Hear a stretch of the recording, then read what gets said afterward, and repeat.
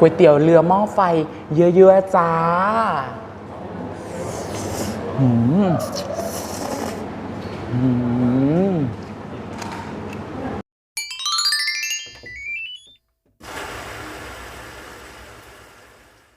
สวัสดีค่ะมาพบกันอีกแล้วค่ะกับรายการไอซี่กินเยื่อค่ะคลิปนี้ไอก็อยู่ที่เมืองกาญจนบุรีนะคะทุกคนค่ะไอมาตามหาร้านก๋วยเตี๋ยวเรือหม้อไฟค่ะหลังจากที่มีหลายๆคนบอกว่าร้านนี้มันอร่อยเป็นเจ้าดังเลยก็ว่าได้ค่ะชื่อร้านน้องบูมนั่นเองค่ะจะอร่อยจริงไหมบรรยากาศข้างในจะเป็นยังไงนั้นตามไอเข้ามาได้เลยจ้า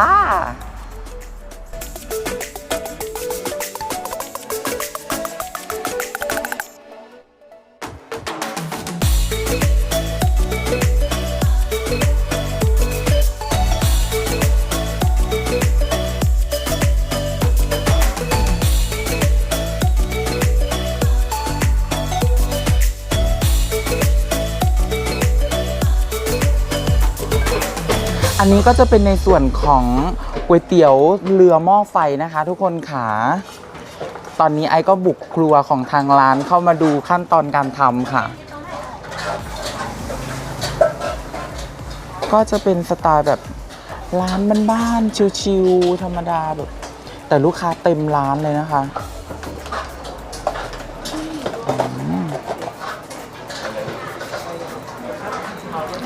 ส่วนเครื่องเคียงนะคะก็จะมีพวกตับลวกหมูลูกชิ้นแล้วก็พวกถั่วพวกอะไรต่างๆค่ะแบบนี้ค่ะส่วนมากเราจะเห็นแบบว่าก๋วยเตี๋ยวเรือแบบใส่ถ้วยนะคะแต่อันนี้ก็คือพิเศษหน่อยนึงก็คือเป็นซิกเนเจอร์ของทางร้านค่ะก็คือใส่หม้อไฟนั่นเองค่ะจะได้อรรถรสในการทานเนาะทุกคน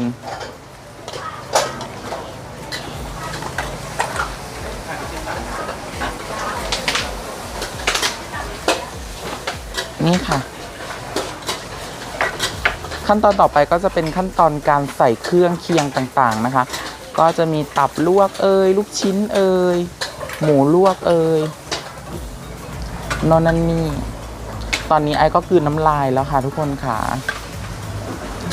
โหคือเครื่องแบบจุกมากค่ะไม่ใช่แบบว่าได้เยอะเฉพาะไอ้คนเดียวนะคะลูกค้าท่านอื่นไอ้ไปสำรวจแล้วก็คือได้เยอะเหมือนกันหมดค่ะ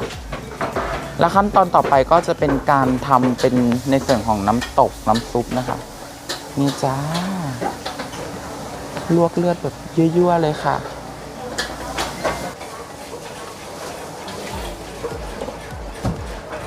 โหน่าทานมากเลยค่ะทุกคนค่ะโอเคค่ะเสร็จแล้วค่ะเราไปกินกันได้เลยจ้าแม่ค้าก็สวยนะคะ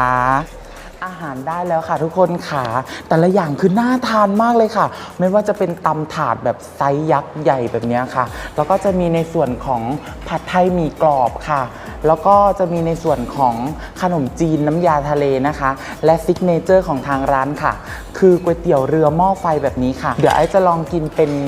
ขนมจีนน้ำยาทะเลก่อนนะคะนี่ค่ะขนมจีนเขาก็จับแบบเป็นจับไว้อย่างสวยงามเลยค่ะในส่วนของน้ำยานะคะดูค่ะคือข้นมากเลยค่ะท่านผู้ชมค่ะตักราดเลยจ้าก็จะมีในส่วนของผักด้วยนะคะก็จะเป็นถั่วงอกใบแมงลักแล้วก็ผักกาดดองนะคะแต่ก่อนอื่นไอ้ขอชิมน้ำยาขนมจีนก่อนว่ารสชาติจะเป็นยังไงค่ะจะอร่อยสมคำล่ำลือไหมเห็นแบบใครๆก็บอกว่าอร่อยค่ะเยอะๆจ้า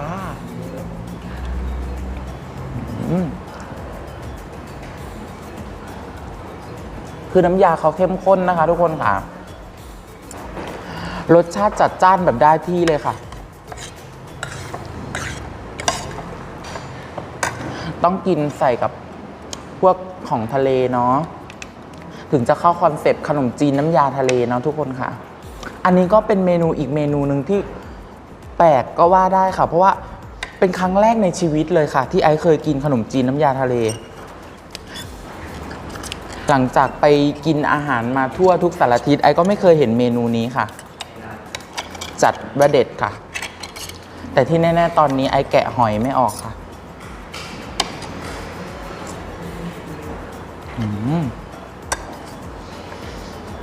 กินกับหอยแมงภู่นิวซีแลนด์เยอะๆจ้า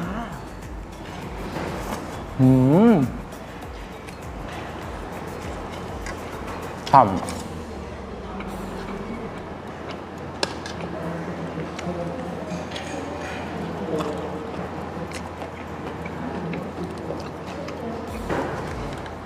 กินกับผักบ้าง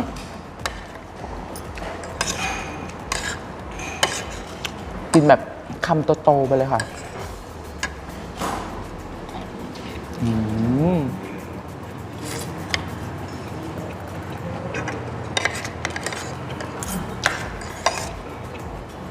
กินกับผักคืออร่อยมาก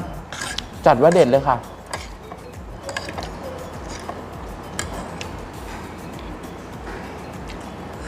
ต่อไปเป็นเมนูผัดไทยหมี่กรอบนะคะทุกคนค่ะ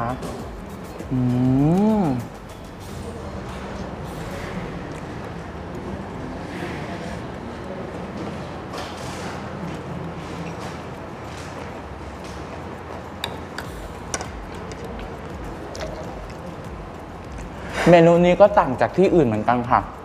ส่วนมากทั่วไปร้านผัดไทยทั่วไปใช่ไหมคะไอ้ก็จะเห็นแต่แบบว่าผัดไทยกุ้งสดผัดไทยหมูสับโน่นนั่นนี่แต่ที่นี่ก็คือผัดไทยหมี่กรอบค่ะแล้วกุ้งมาแบบตัวใหญ่มากทุกคนดูค่ะกุ้งฉ่ำแบบเวอร์มากแล้วเครื่องผัดไทยเขาก็แบบว่าแน่นนะคะ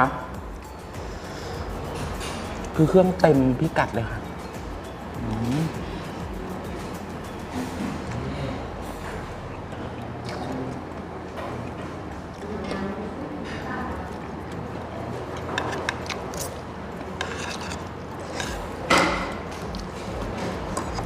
ผัดไทยก็อร่อย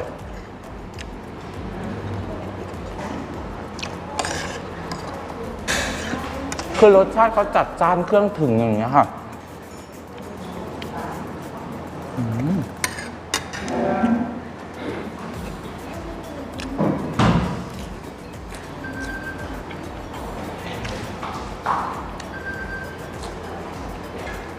และเมนูต่อไปนะคะทุกคนค่ะก็จะเป็นตำถาดแบบไซส์ยักษ์แบบนี้ค่ะคือถาดนี้กินคนเดียวไม่หมดแน่นอนค่ะต่อให้คุณกินจุเท่าไหร่ก็ไม่หมดค่ะเพราะว่ามันถาดใหญ่มากแล้วคือมีทุกอย่างไม่ว่าจะเป็นข้าวเหนียวอัญชันแบบนี้ค่ะข้าวเหนียวอัญชันนะคะแล้วก็จะมีในส่วนของไข่ต้มไข่เยี่ยวม้าหมูยอ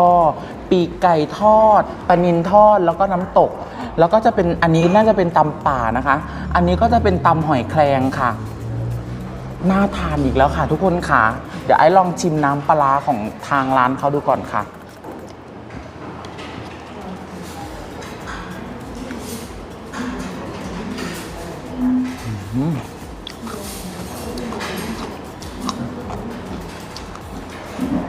ปลาคือเลิศ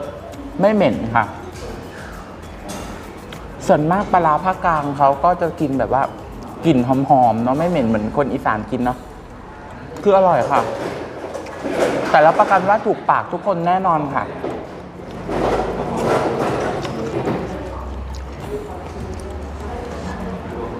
ก็จะมีไหลบัวด้วยนะคะ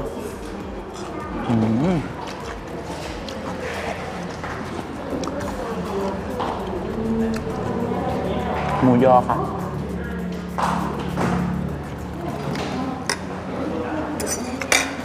ขออนุญาตใช้มือนะคะล้างมือแล้วค่ะอันนี้ก็จะเป็นในส่วนของปลานิลทอดยั่วๆจ้า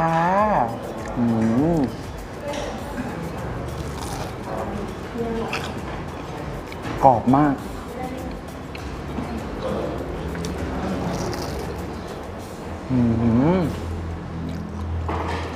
อันนี้ก็กินกับข้าวเหนียวข้าวเหนียวอัญชันเขาก็จะใส่ถุงมาแบบนี้นะคะทุกคนแต่ตอนนี้ไอ้แกะไม่ออกค่ะอ๋อออกแล้วได้แล้วขอจ้วงเลยค่ะใช้มือสุดฤทธิ์ค่ะ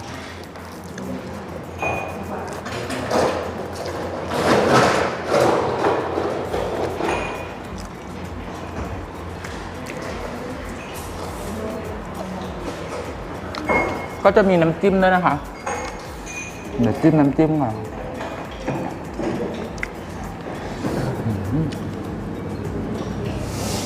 เลิศไข่ต้มค่ะเลิศ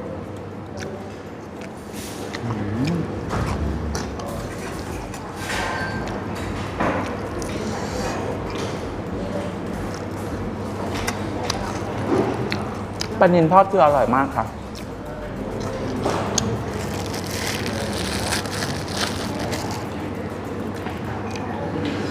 ขอชิมน้ำตกหน่อย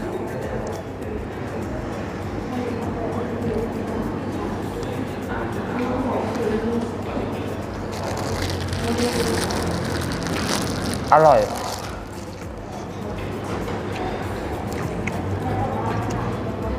ปีกไก่ทอด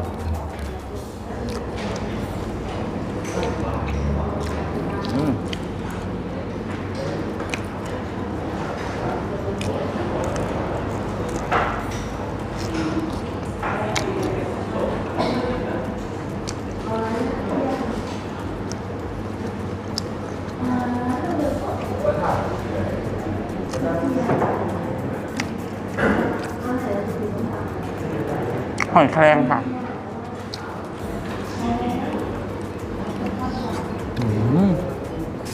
เลิศมาก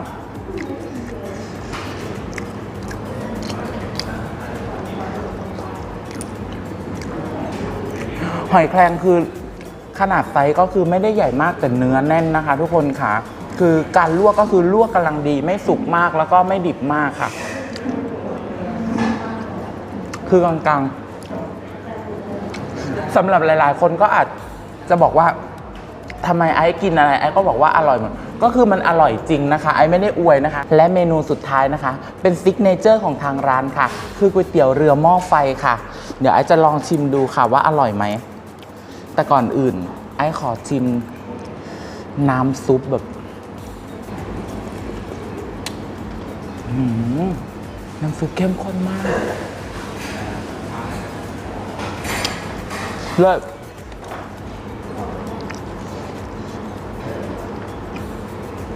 นี่ค่ะไอ้ก็จะตักน้ำซุปใส่นะคะใส่เส้นแบบนี้ค่ะน่าทานไหมคะทุกคนคะ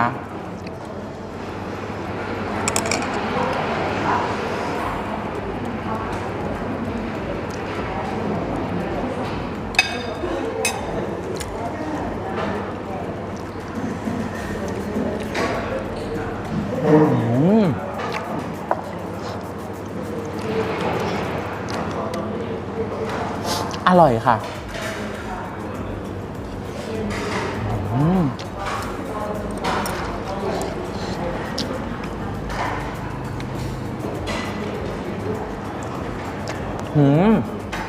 มีผักให้กินกลับด้วยนะคะแคบหมูก็มีค่ะ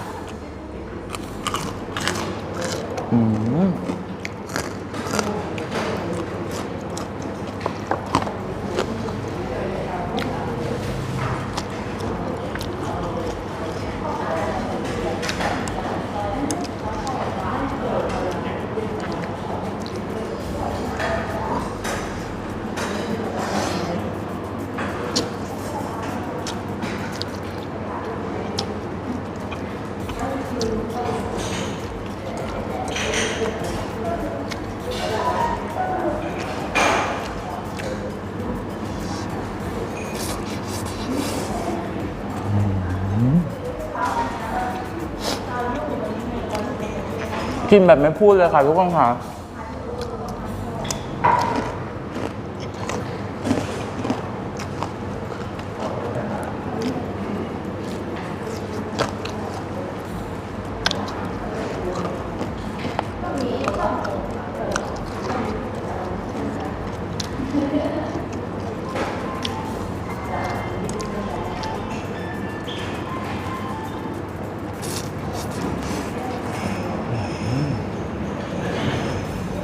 สำหรับใครที่อยากมานะคะร้านอยู่ตรงไหนนะคะพี่คะ